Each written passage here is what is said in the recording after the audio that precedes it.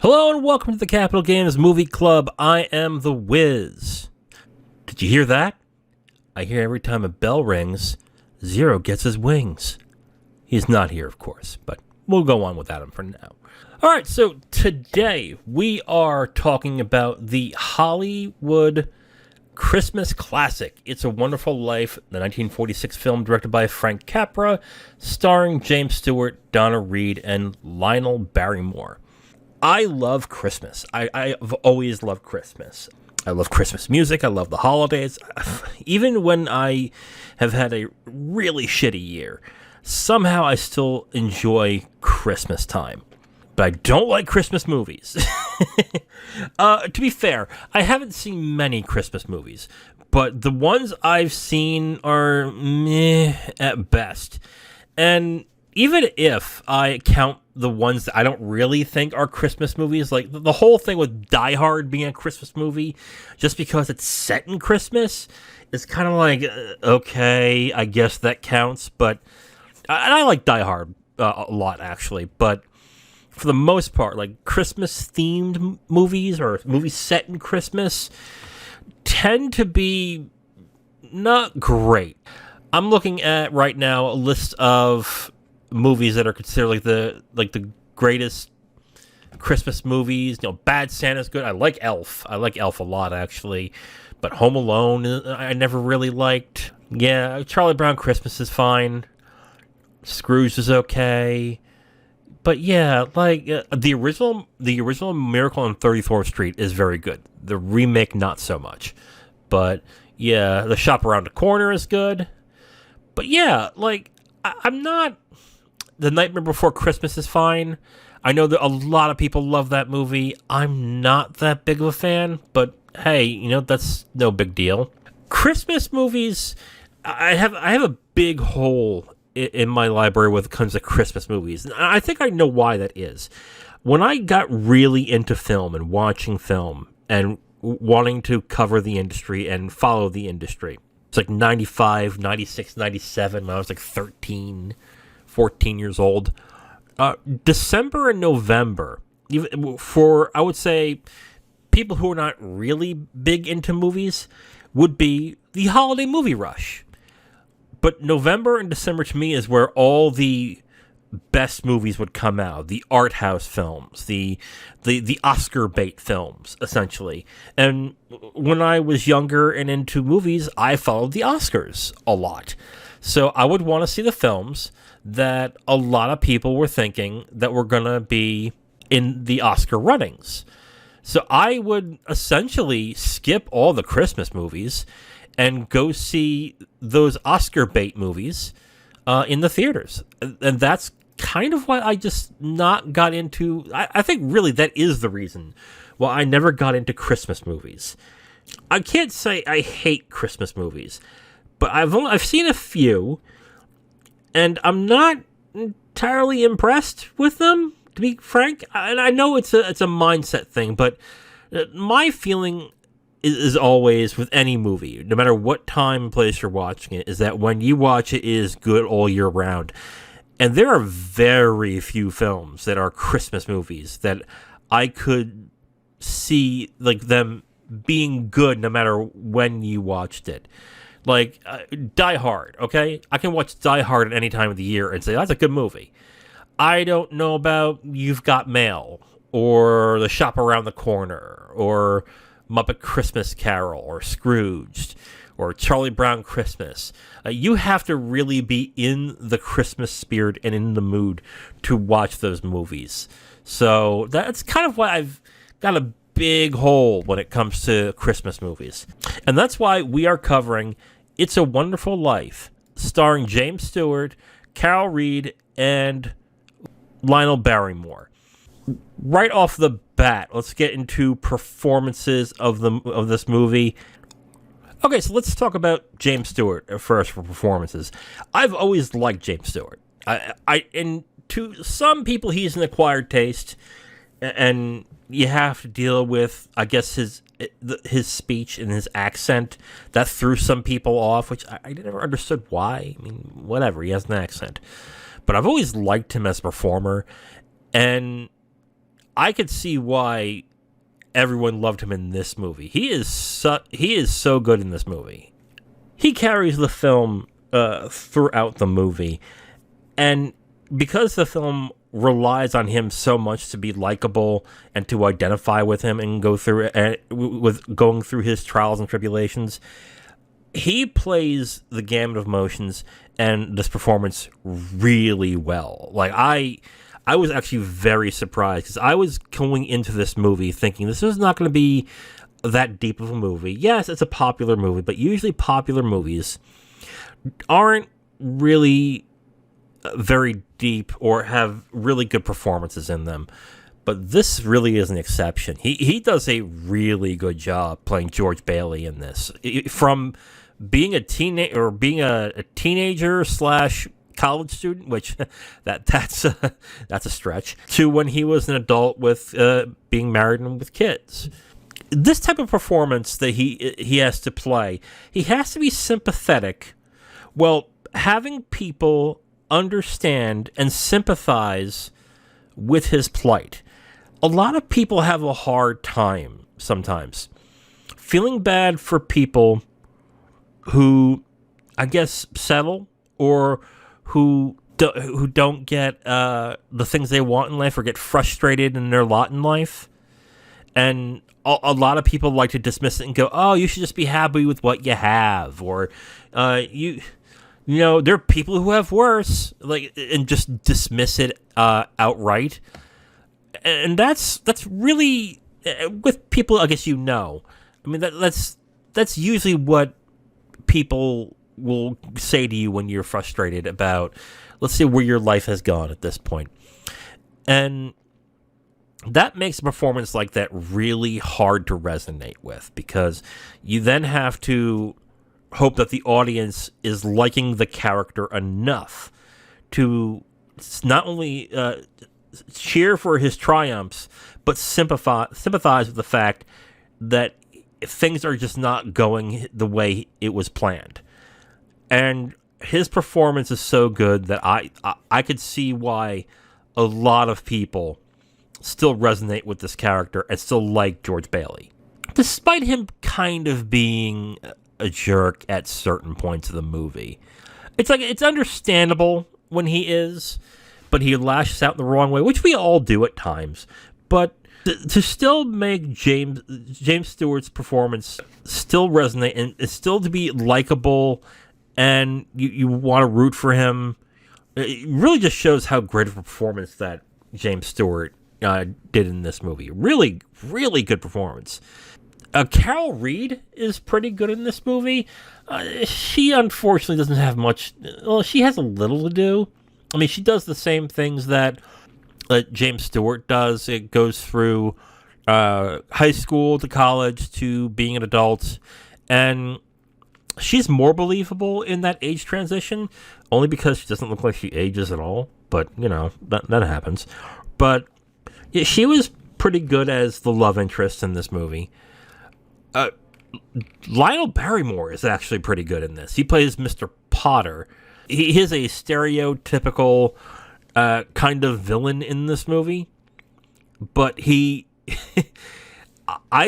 whenever his character is on screen, like, he's really effective as Mr. Potter, and he plays I would say now the standard. I would say he probably is the standard of what people look at when it comes to evil capitalists. Someone who generally cares nothing but the bottom line, how much money he's making, how much money he's losing, and it be damned who it's helping or hurting, essentially. So he did a really good performance in this as well. I'll get to writing real quick in here. The film was written by Francis Goodrich, Albert Hackett, and Frank Capra. Okay, I didn't know that. That's good.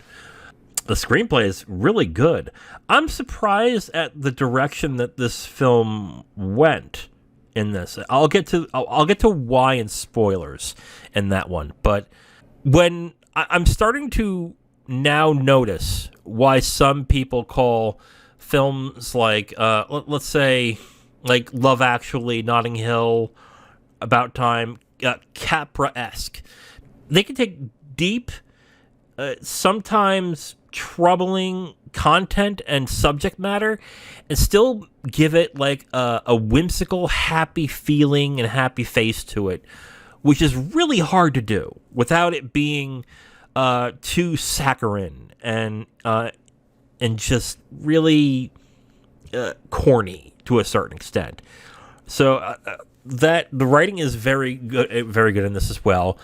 And the direction by Frank Capra, like some of the shots in this movie is very good. When, again, we'll get into spoilers with that when it comes to specific shots and everything. But Frank Capra definitely laid out a whole tableau throughout the entire film of not only the character, but the town at which it is set in. And gives it this lived-in Americana feeling that is just feels so good to watch at times in this movie.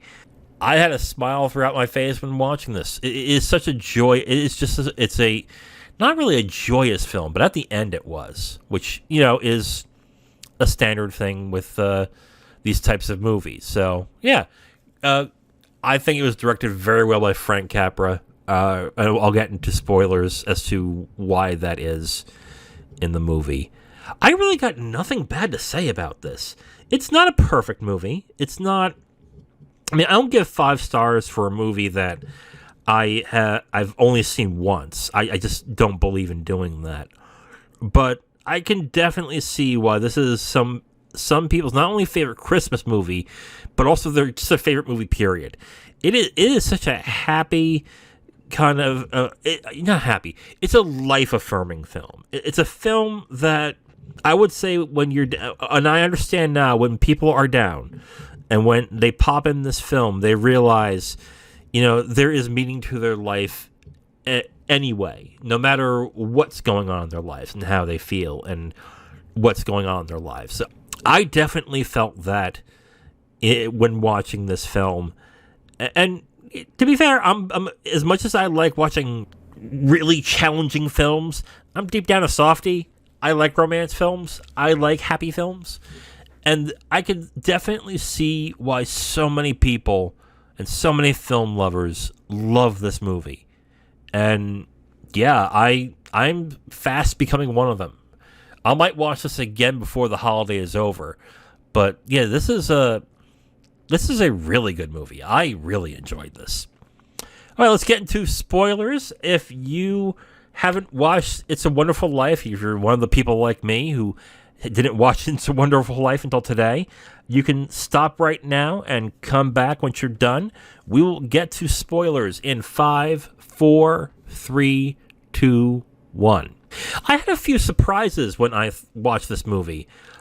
I thought the entirety of the film was basically the angel coming down, or the angel trainee.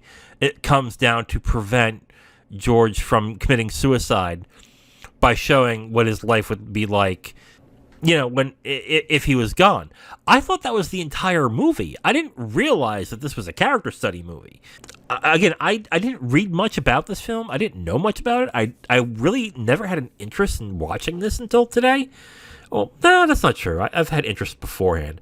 But I was kind of surprised that this was really just a character study film. And a character study film basically is a film where it follows one character through a set period of time and showcases their evolution from, I guess, what they do or how they change throughout the entirety of the film. And I was really surprised to learn that, oh, wait a minute. The angel coming is only in the last 30 minutes of the movie. I was legitimately surprised. I didn't know that. And I think it's a great movie the way it is, but I'm really surprised so many people, including critics and including people who write about films, really focus in on the angel preventing the character from killing himself angle, when really it's not even a tenth of the film.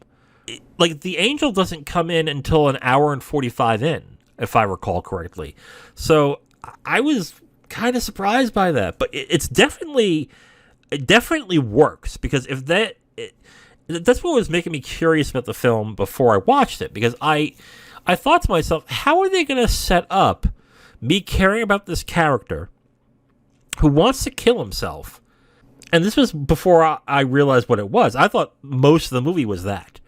But the fact that they let you live through what was going on with George Bailey from the point when he was in college and high school to then him as an adult to the point where he may go to jail, I think really I then makes me understand why people love this movie so much, because it is a deep thought. It is a very thoughtful film. I was surprised by, because it really shows the gamut of where he goes from being hopeful to then life dragging you down a bit, and then you make concessions, and then you fall in love, and then your dreams come in the back seat, and you know what I mean. Yeah, so I was really surprised by that end. I was also surprised how dark this movie gets. Oh my God, I was surprised in the first 5 minutes when the druggist was trying to kill himself and then possibly kill others because I guess his son died in the beginning of the movie. So I was really surprised that it got that dark that quick. And he was also smacking the kid across the face. That was interesting. That was pretty interesting. I was very surprised by that. And then the anti-capitalist themes, I'm not entirely surprised by. But this film does it very well. It makes you sympathize with George, and the key thing with that in that end, when it comes to George Bailey, is that he himself wanted to be a capitalist. His dream was making $1 million within a certain period of time. So he believed in the capitalist system and everything.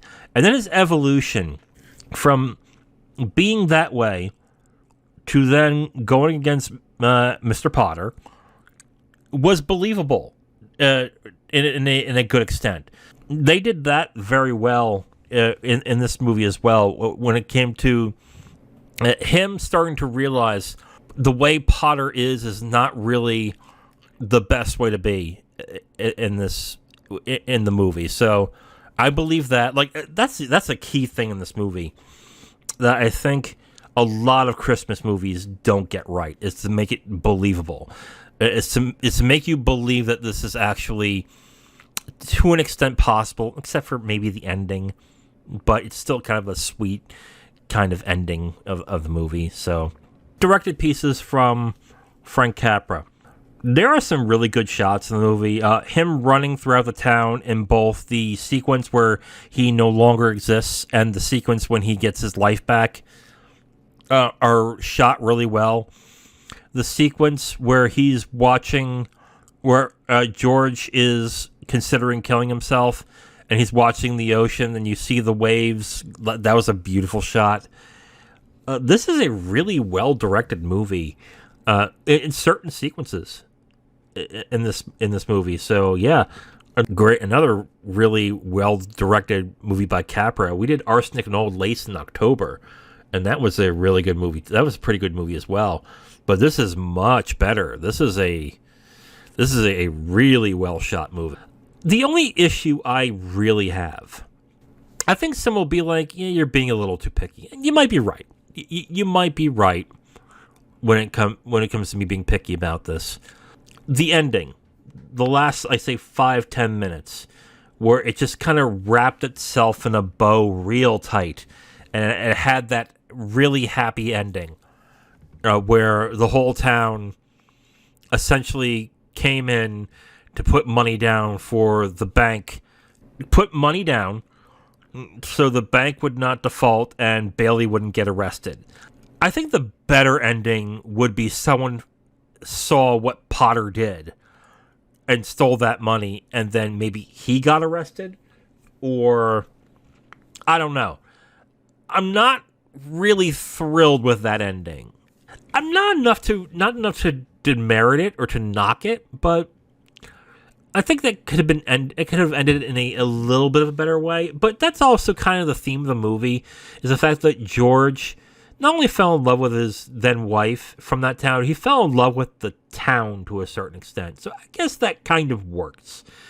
I still think there could have been a little bit of a better ending on that, but it's not enough for me to like really knock it for the ending. So it's a nitpick. I will admit to that, but I think the ending could have been a little bit better. All right, so let me get into my final thoughts for It's a Wonderful Life. It's a Wonderful Life is a lovely movie. I think it is definitely one of the best Christmas movies I've seen. It might be the best Christmas movie out there. And it's just a very well written, well directed, and really well acted performance by James Stewart that is just a really enjoyable movie. I'm surprised by how dark it got. I'm also surprised that even though it's a very happy kind of Hollywood-esque film from the old days, that it still feels sort of real in a way. Like it's not too Hollywood. There is some dark stuff in there. There is some stuff that grounds it in some sort of reality. But I really ended up enjoying it. And the thing that it does very well is it is a very life-affirming movie. It really makes you believe that even when you're down, there is a reason why you should still be around and have faith in the life you have and show the good things that you have in life. I will give it 4 stars. I don't normally give movies 4 stars. I'm usually a 3, 3.5, 2.5 guy. But this is a 4-star film, and I will probably see this again before the holiday is over. You know what I'll do? I'll wait 6 months. I want to see if this movie holds up outside of the holiday. So I'll time it right now. In 6 months, I'll watch It's a Wonderful Life again, and I will see how it is then. So 4 stars, It's a Wonderful Life. I want to see it again. So I will see it again in 6 months. All right, so we are at the end of the podcast. But before I go, let's get to our final question. Again, today on Thursday, we didn't have a lot of news this week, but BFI released from their Sight and Sound label their once every 10 years top 100 films of all time list for the critics. Sight and Sound generally does greatest films of all time according to directors, writers, actors, and a whole bunch of other groups. But the one I think a lot of people are interested in are the critics. And in this one, they polled, over 1,600 participating critics, programmers, curators, archivists, and academics, each submitting a top 10 ballot. And then from that, they compile a list of the 100 best movies. I think they have 250 coming soon. They will probably release that another time. And the results here are surprising. Last time they did this, 10 years ago, Vertigo is number 1. The 2012's list, I'll give you the top 10 right now. Number 1 is Vertigo, 2 is Citizen Kane, 3 is Tokyo Story, 4 is La Rage de Jeu, which is, I think, Rules of the Game. Number 5 is Sunrise, A Song of Two Humans. Number 6 is 2001: A Space Odyssey. 7 is The Searchers. 8, Man with a Movie Camera. 9, The Passion of Joan of Arc. And 10 is 8.5. And these are standard films that critics say are probably some of the best ever made. Okay, this wasn't a surprise. This, however, is different. Here's number 10. Number 10, Singing in the Rain. That went up a bunch of spots. Number 9, Man with a Movie Camera. It's in the same general area. Number 8, Mulholland Drive. I love Mulholland Drive. I'm glad it's on this list, but this far in, I am surprised by. Number 7, Beau Travail. This is the Claire Denis movie from 1998. This was in the 70s the previous time, so that jumped a bunch of spots. Number 6, 2001: A Space Odyssey. Okay. Number 5, Wong Kar-wai's In the Mood for Love. In the Mood for Love, I think, was also in like the 60s and 50s. Number 4, Tokyo Story. That's the Ozu film from 1953. Number 3, Citizen Kane. Number 2, Vertigo. And number 1, Jeanne Dielman 23, Croix du Commerce, 1080 Brazil. I think I got that last one. I probably butchered the entire thing. It's Jeanne Dielman, the 1975 Chantal Akerman film. And this, I think, surprised a lot of people. First off, to show how of a surprise this is, okay?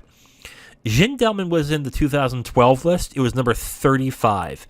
It jumped from 35, or 36, I think. It was tied 36. It was jumped from being tied 36 to number 1. That's a huge jump. The other thing about this list that surprised a lot of people is that there are a ton of female-directed films. Yeah, we have Beau Travail, Cleo from 5 to 7, Portrait of a Lady on Fire, all reached the top 30. Movies like Wanda, The Piano, News from Home, Daughters of the Dust, and The Gleaners and I also made the list, okay? Hey, Daisies is also on that. Daisies is from a female director, too. This was a big surprise, but also not really. Because if we remember the past 5 years, there has been a concerted effort to honor and appreciate female directors much more than we have in the past. So, on the one hand, I'm really surprised by Jeanne Dielman getting number 1 for a number of reasons, and I'll explain exactly why. But I'm also not surprised to see a bunch of female-directed films get on here. My concern with this, my concern is not the fact that female directors are getting noticed. That I am fine with that. That's awesome. And a lot of these films should have been noticed beforehand. And if it's taken now to do it, great. My concern is what happens when this push stops. Because let's all be honest here. There is a concerted effort to honor female directors and female filmmakers. Critics have been doing that for the past 3 or 4 years now. What if it's not the in thing? What happens next?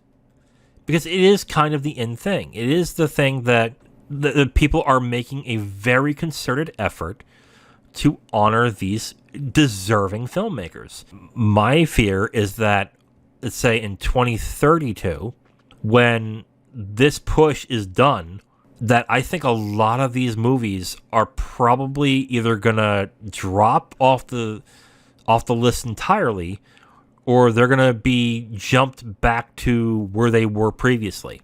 Now, someone did mention this to me in one of the groups I follow on Facebook, that the Sight and Sound poll is a crazy list. It changes often.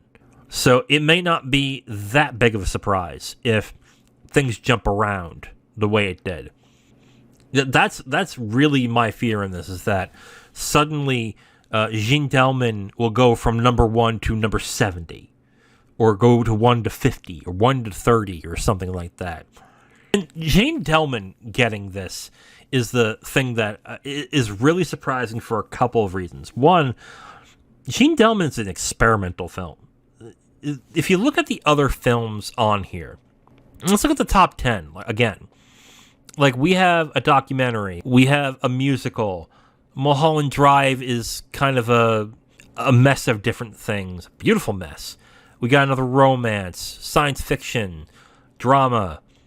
Jeanne Dielman's very different. Jeanne Dielman is a 3.5-hour film where all they're doing is following the main character in doing her chores and doing the things she has to do throughout the day.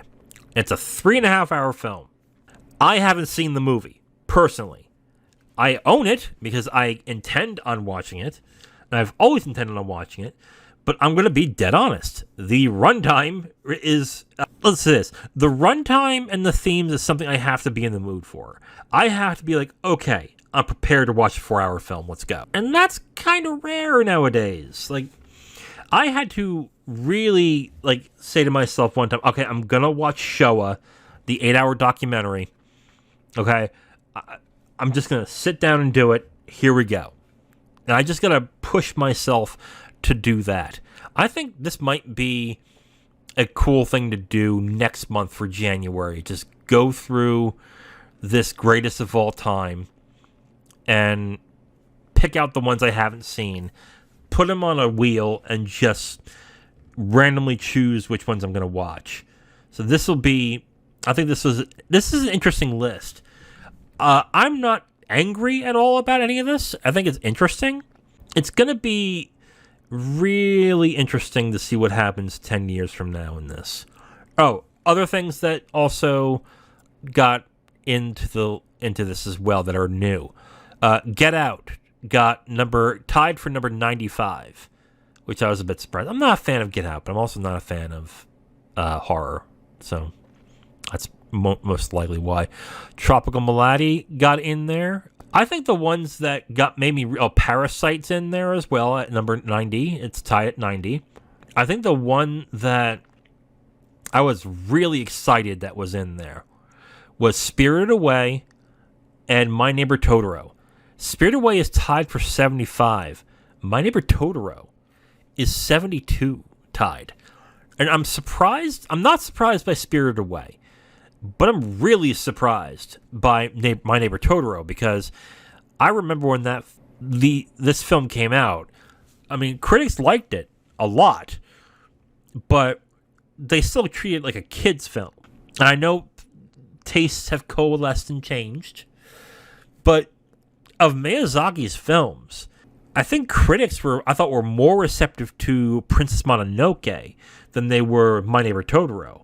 But I'm actually okay with it because I actually really like My Neighbor Totoro. So, but for it to beat Spirited Away, okay, we'll see. What else? Other movies that are in here as well. I mentioned Daughters of the Dust. Moonlight got in. It's number 60, tied. Believe The Apartment wasn't in there before. Blade Runner is in there. A bunch of new stuff from the previous year that weren't here in the 2012 list got in, which I was really surprised by. It's a fascinating list. Don't get me wrong, but I was just really surprised. So I guess we'll see what happens in 2032 if I'm still doing this. But yeah, interesting list. I would say go check it out. I will leave a link on the description on the podcast feed and on the YouTube page as well, if you want to check out the list yourself. So that's the BFI Sight and Sound 100. Go check it out. All right, so we are at the end of this episode. But before I go, we're going to talk about the next movie I am going to watch, and we're going to stick to the Christmas theme. One thing I should have mentioned this in the review. I didn't really feel like It's a Wonderful Life was a Christmas movie. I don't know. Like I think Christmas movies have to either deal with Christmas or be set in Christmas throughout the entire runtime. And It's a Wonderful Life wasn't. It just wasn't. So I was kind of surprised by that. But anyway, if we're going to start playing fast and loose with the rules of what a Christmas movie is, well, gosh darn it, so am I. So we are going to watch, I'm going to watch and review for next week. Yes, so we're going to watch Kiss Kiss Bang Bang, directed by Shane Black, and starring Robert Downey Jr. and Val Kilmer. I have wanted to see this movie for a long time. I like dark comedies, so this is right up my alley. And apparently this counts as a Christmas movie because it's on the EW, or it's Time Out. It's on Time Out's 50 Best Christmas Movies of All Time. So I am going to take that shot, and then I'll watch a more Christmas-appropriate film next week. I promise. So Tune in next week where I discuss Kiss Kiss Bang Bang, starring Robert Downey Jr. and Val Kilmer. I am The Wiz. Talk to you next week. Bye.